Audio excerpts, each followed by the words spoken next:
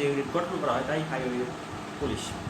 পুলিশের কয়েকটি গোয়েন্দা সংস্থার নাম হচ্ছে সিআইডি, এসবি, ডিবি ইত্যাদি। পুলিশের কয়েকটি গোয়েন্দা সংস্থার নাম সিআইডি। ওকে, পুলিশের কয়েকটি গোয়েন্দা সংস্থার নাম কি? সিআইডি, এসবি এবং ডিবি। ওকে, এসবি, ডিবি ইত্যাদি।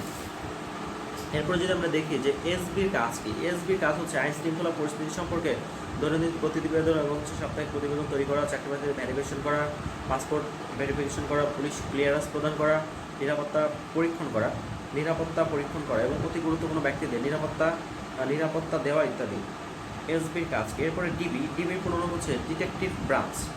ডিবির পুনরূপ হচ্ছে ডিটেকটিভ ব্রাঞ্চ। ডিবির কাজ কি? ডিবি পুলিশের একটি অত্যন্ত দক্ষ এবং প্রযুক্তি নির্ভর বিশেষিত শাখা। ডিটেকটিভ ব্রাঞ্চের কাজ হচ্ছে আইন শৃঙ্খলা রক্ষা ছাড়াও চাঞ্চল্যকর এবং ক্লুলেস মামলা তদন্ত করা। পিবিআই কেন গঠন করা হয়? আধুনিককালের অপরাধের ঘটনা বৃদ্ধির সাথে সাথে অপরাধের ঘটনায় নতুন নতুন মাত্রা যোগ হয়েছে, ফলে মামলা তদন্ত এবং প্রকৃত রহস্য উদ্ঘাটনের অত্যন্ত জটিল এবং দুরূহ হয়ে পড়ার তদন্ত করতে সময় লাগছে। তদন্তের মামলার আধিক্য কমানোর জন্য পিবিআই গঠন করা হয়েছে। ঠিক আছে।